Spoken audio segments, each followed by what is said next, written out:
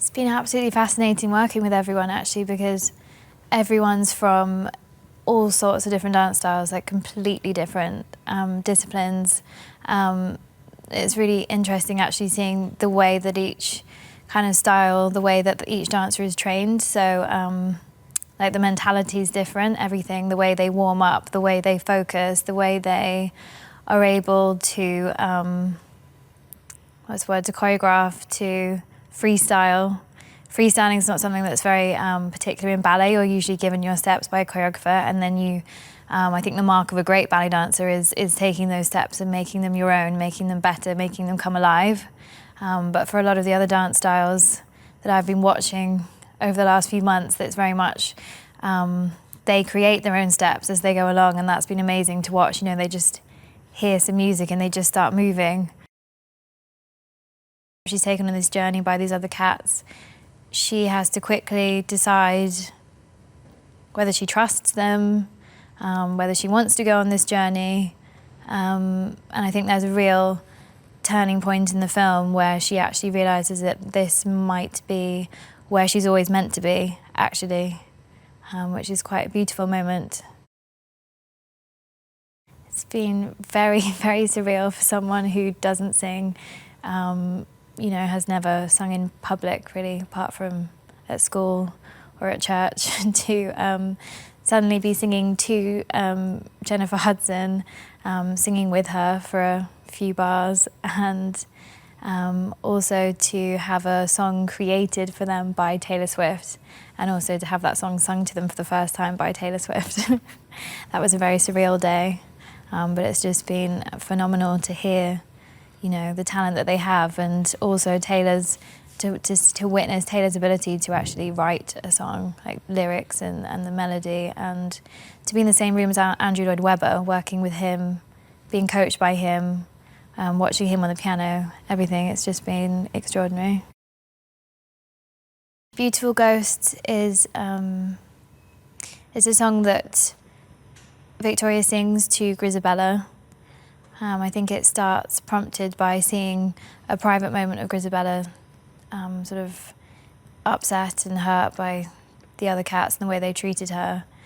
And I think it's Victoria's way, again, of trying to connect with her and pull her out of her pain and misery. And there's a lovely turn in the song where actually Victoria finds strength in what she's kind of singing to Grizabella, makes her realise it for herself as well. And she sees the light and the hope and the beauty of what she's just found with all these new cats and the friendship she could have. So she's trying to entice Grizabella back to happier days. Tom and I both felt at the beginning of the process, when we were talking about my character, that Victoria should not be weak or come across as, you know, too helpless. You know, she needs help, but she is still very strong, and she finds more and more strength as she goes through the film. So I think we've always been coming back to that idea with every scene and finding moments to find that together.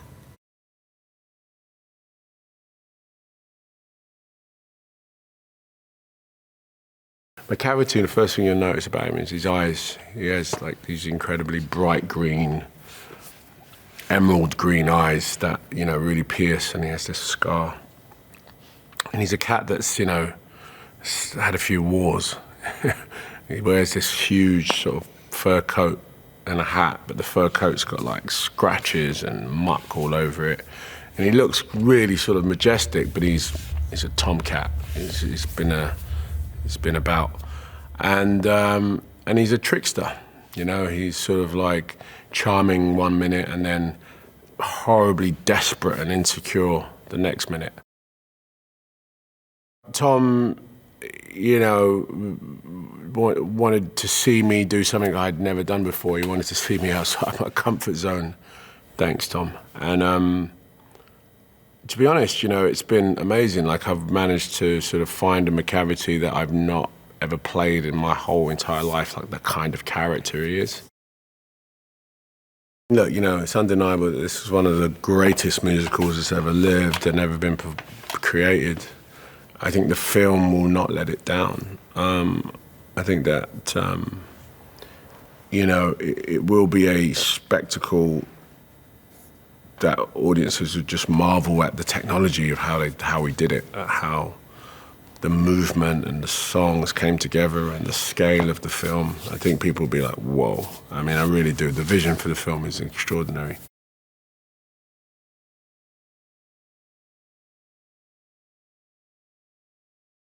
Bombalurina, her cat is going to be a very kind of elegant, athletic looking sort of, I think she's based on a Bengal cat, which I used to have a Bengal cat, so I know what they're like.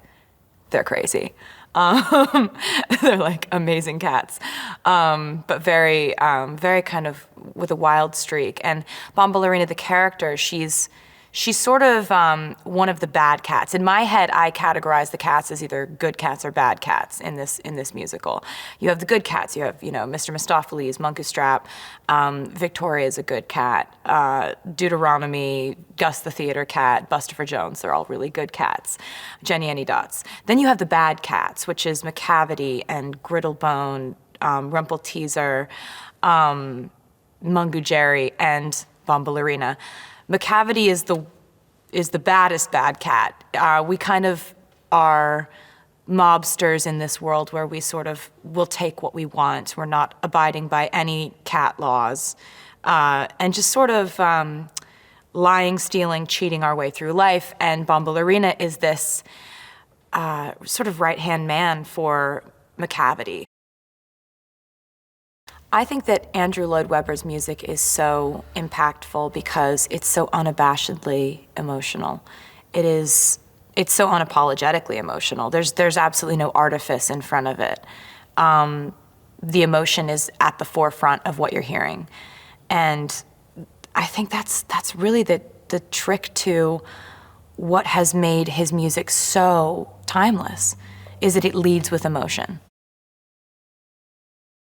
I think Macavity is such a fan favorite as a song because it's definitely just so mischievous and so tongue-in-cheek and kind of funny at times, and it's just kind of fun to think of a cat, to picture this cat that really thinks that they think they're criminal masterminds. Everybody's known that cat, that by night they just wreak complete havoc. The song Macavity is very mischievous and very slinky and kind of, it feels a little bit like a cabaret number. It's really, it's just a very fun song to sing and really fun to dance to. And it's gonna be a very big number in this movie. We've got just countless dancers that are a part of it, and it's a big, huge moment. And I'm really stoked to get to be in that moment because it's an amazing part of the Broadway show, and I think it's going to be a really exciting part of the movie too. I think when you have this many dancers that have come together from all different styles of dance, it's such a fun environment because there are some of us here in the cast who are actors who've learned to dance and sing. There are some of us who are singers who have learned to act. There's some dancers who have learned to act and sing. It's amazing. Like, basically, like, you have so many people coming together through all different corners of entertainment and learning together and kind of experiencing, trying different things and improvising. And when you have that many different styles of performance coming together, it's really, really exciting to be around. Cat School is so unique. Sarah does Cat School, and she's incredible. Basically, we go in and study the movements of a cat.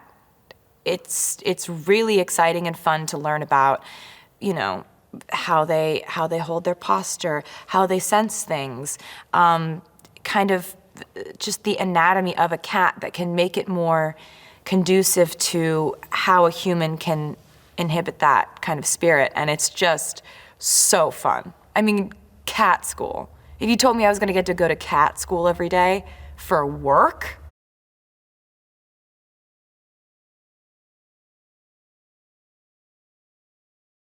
Rum Tum Tugger is, I feel like, is a standalone track within the film that kind of is a little different than all of the other songs.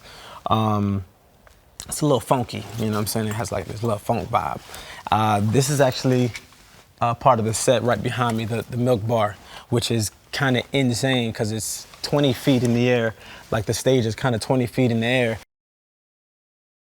I remember my teacher when I was in middle school told me that in a musical, the time when someone breaks out into song is a time where words couldn't do the trick by itself, when it was so larger than life, when the emotion was so big that it just had to go into song.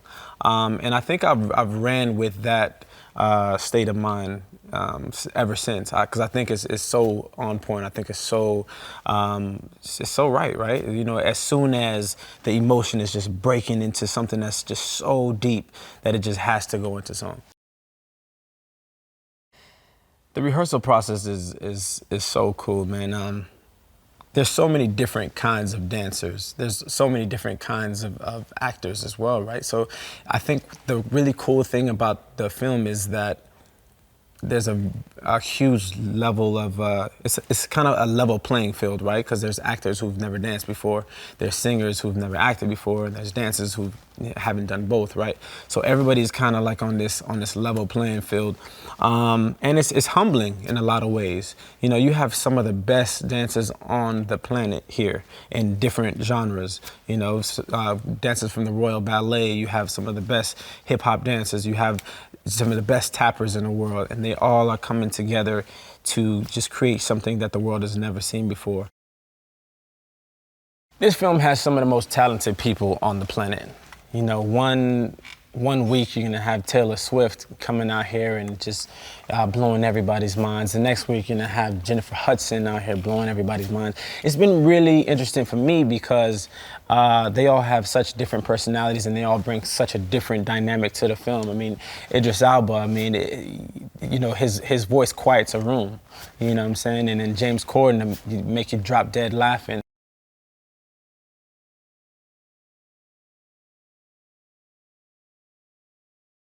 Grizabella, at least for me, is a very heavy character from an actress standpoint. She's also kind of the heart of it all, of Cats. She carries the weight. Like, she has the type of presence when she walks into the room, it changes the tone of the room. You feel her before you even see her. I'd say Victoria, her character, it's like the light of it all. Like a young, new, innocent cat or kitten, maybe even. And that came with a certain light and air that I felt like connected to Grizabella, although she was kind of on the outskirts as well, but she still had a chance. In some way, it was like a common denominator between Victoria and Grizabella. Francesca Hayward lights up the screen. Like, it's even in her presence and then the way she moves. I remember the first day I got to see her dance on set. Before all our scenes, you know, it was light, but then I swear it's as if she started flying across the set. It was beautiful to just witness and then to see her sing, because let's not forget, it's every form of art in this project. So, like, I'm a singer and then an actress and not a dancer. And then you have dancers who are not necessarily singers and they have to sing. Luckily, Grizabella didn't have to though. But to see Francesca sing, and that's not necessarily her comfort zone, but it was so beautifully done and so necessary for the character. And to see her stretch herself in that way, it was just like amazing to witness.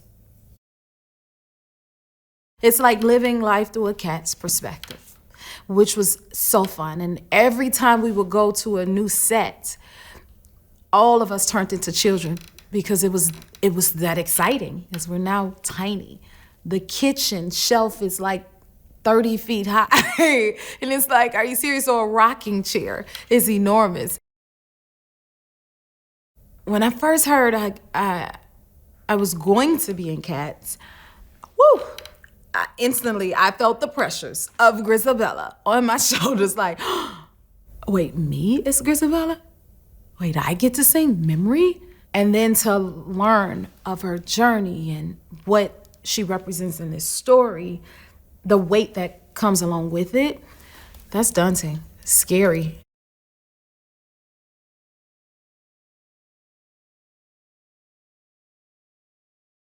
I play Buster Jones, who is a big, fat cat of St. James.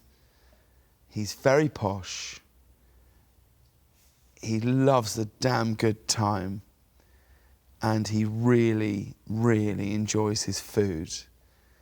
And his place in the Meow Club, I think, is that I think we've all met somebody like Buster Jones. He represents so many different people that I've met in my life, where you're kind of drawn to them, their confidence, their sort of elaborate nature. The thing that I think is the most exciting thing, and could really only be done by a director like Tom Hooper, I think, is that he understands the spectacle of Cats. And the spectacle of Cats, so much of that is about dance and performance. What he wants to do is try and make the truest version to what Andrew Lloyd Webber and Tim Rice always wanted to do, which was take T.S. Eliot's poems and make a wildly theatrical story about them. It's all crazy. We're going to take a load of people and they're going to pretend to be cats. And they're going to, like, if you just say it out loud, it's bonkers. But that's kind of, I think, where the most fun happens, really, you know? That I think it's completely original. There is nothing else like it. And there never ever will be. That, I think, ultimately is the thing that has propelled it for so many years around the world. Like, it's never not been a hit in any country that it's opened in, because I think people want to watch something that's completely original.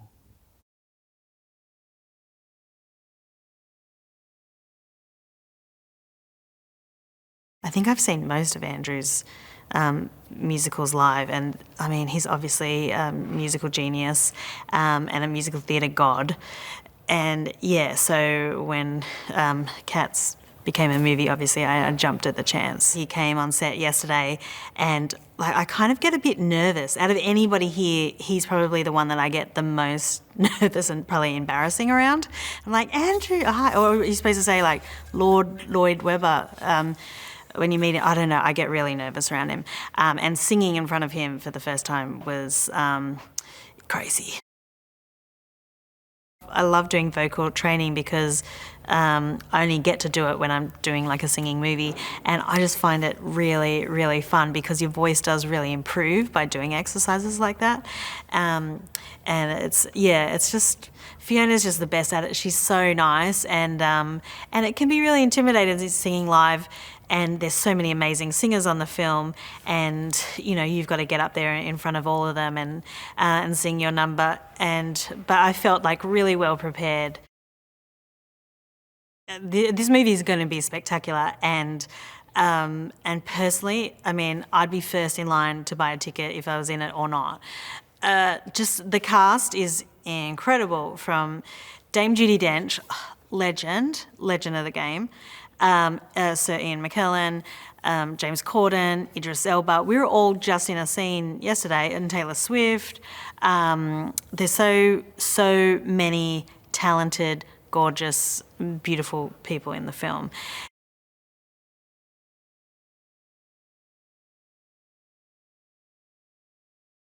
We are so happy to be here, reason why, because there's a lot of big things I did in my life, and my mom didn't even call that. Then when we told her that we're doing Cats, she actually sing a song from Cats. My mom doesn't speak English. She knows a song from Cats. I'm like, I'm about to do something my mom will actually love. I didn't know that you can sing and dance. First of all, I didn't know. I didn't know that I am McKellen. Oh my God. You know, we're a kid. We're all of Marvel. We have seen his thing from the beginning. He's a great actor, but I don't know that he can be a showman. Oh, his voice can put you asleep. Like, it's just like, it's a good thing. It's a good thing. It's like I've been listening to him so much. It's like, close my eyes and just listen to his voice. The most amazing part of it is to see all these beautiful artists known for what they're doing the best, singing or acting, coming to us, Les Twins, and said, okay, what do you see? I know you have something in mind. Just let me know. Like, I appreciate so much the fact that they wanted my advice is to make them look way better than they actually look like. Because for me, I don't think they need me. But if I have something to say, I had to say it. Because I'm a part of this project. I'm not here to make sure that it's beautiful. When I'm here only, I want everybody to look sick, and they will look sick 16 years later, like, you know?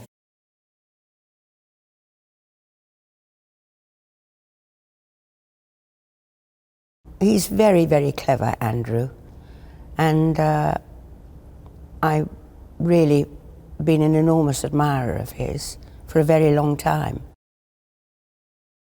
It's all right now, it's come full circle now. Yes, I was cast as Grizabella in 1981 and did all the rehearsals, and then just before we opened, I snapped my Achilles tendon, and so I went off and had it stitched up.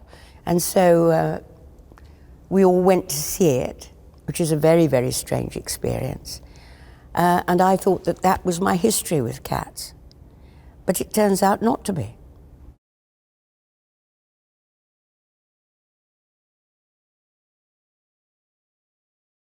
Meeting Tom for the first time, he was very clear that he was creating something new, as well as honoring this amazing musical. He wanted to find a story from beginning to the end with characters that we can explore them further. These characters that you have in this musical, and deepen our understanding of them, of the characters that we find in his poems. Frankie has a purity in her movement and her character that bleeds into her character. She's coming to this world of film fresh, and I think the audience are getting a completely fresh look at cats. They're seeing these larger-than-life characters through her eyes, and she's just amazing at taking you there.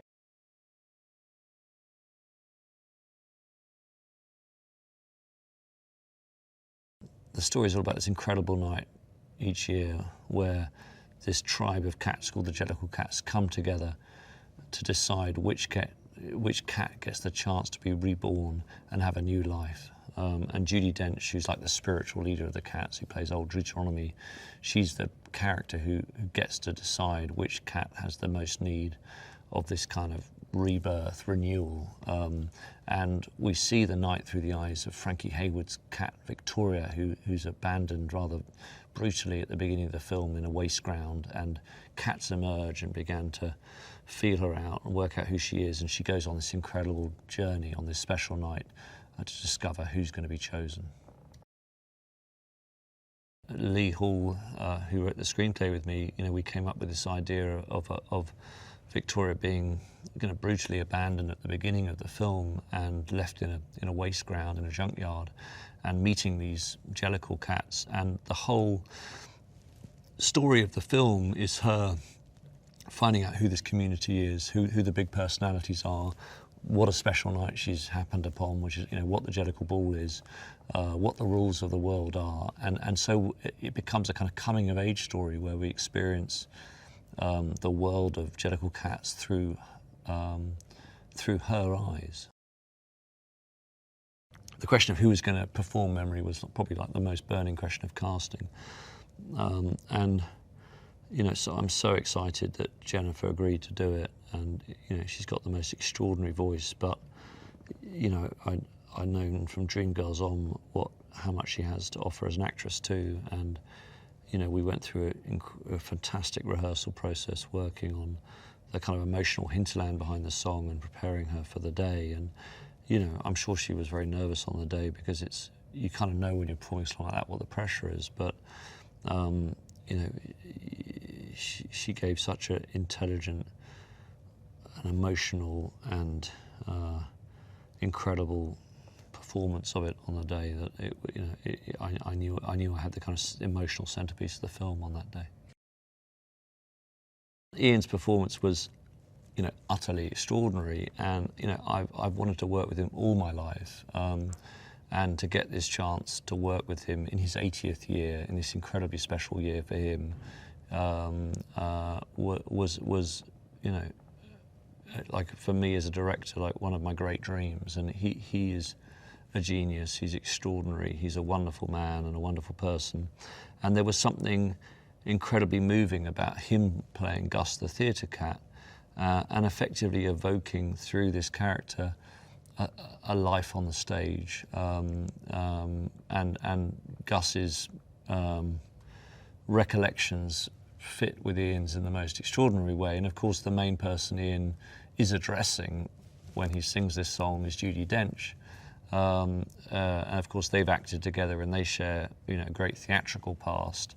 And so having the kind of these two colossi of British film and theatre acting opposite each other, talking about, through the song, about their life in theatre and in drama was moving and very special to me.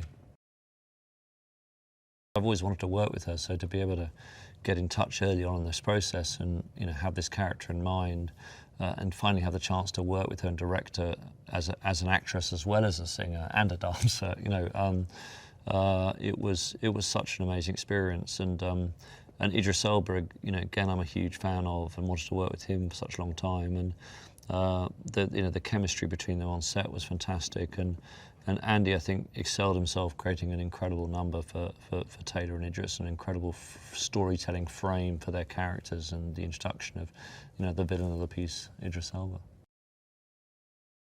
The most extraordinary thing was how brilliant dancers are as actors. I mean, Frankie Hayward, you know, who has never been in a film before, never acted on screen in terms of TV before, she, from day one, had a total and instinctive command of the film camera, and had an ability to hold the lens, which allowed her to stand shoulder to shoulder with Judi Dench and Ian McKellen and these incredibly experienced, geniuses of their craft. And you know, if you go, I went to see Frankie in Manon at the Royal Ballet of the Day, and of course when you're sitting 100 yards from her, I mean, I know what's going on in her face because I've seen what she's like, but you couldn't know the level of detail and the level of commitment and the level of passion and the extent to which she embodies her dance. And so what I found fascinating working with dancers is I sort of expected the storytelling would kind of happen in the wide, but when you went into the close-up, it wouldn't be what I was used to as a director, but far from it. When I went in close, you know, everything they were doing in the dance was being intensified and expressed beautifully through their face as well. You can never know the journey you're going to go on when you're a child, and as I sit here right now, like the hairs on the back of my neck are up, just thinking about how extraordinary it is that I could be there as a kid enjoying the show and end up, you know, years later directing it with the creator of it, Angela Weber, and yeah, how dreams can come true that you didn't even know were dreams at the time.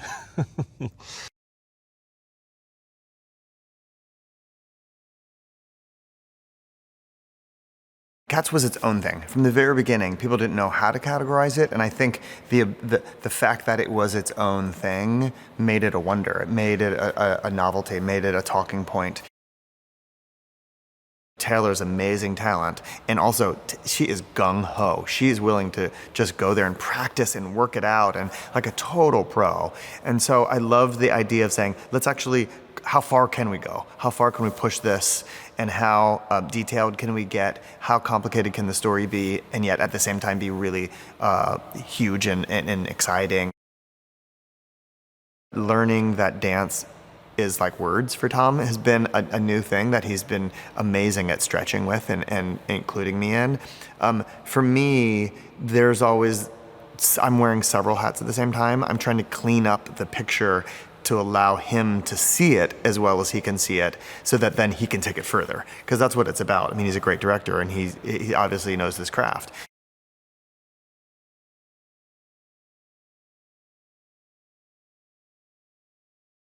Well, it's a huge responsibility because it's a show that's known around the world. It's sort of, it's crossed generations now. It's over 35 years old. It's a huge responsibility to take something that is so beloved and so mature as a piece of work and recreate it for the screen. Judi Dench, Ian McKellen, Taylor Swift, they all had to go through Cat School. So it was also something, it didn't just unify the dance styles, but I think it unified the dancers. Andy's got an incredible imagination, and he wanted to let his imagination take flight, and he's been able to do that in the film in the way that he couldn't do in the show. So we were so lucky to have him. Hey guys, here's today's Daily Fact. Now for the film The Labyrinth, the owl in the title sequence is computer generated. Now this is the first attempt at a photorealistic CGI animal in a full-length feature film. Not bad. Now remember to click here below to subscribe or on the side for more great content.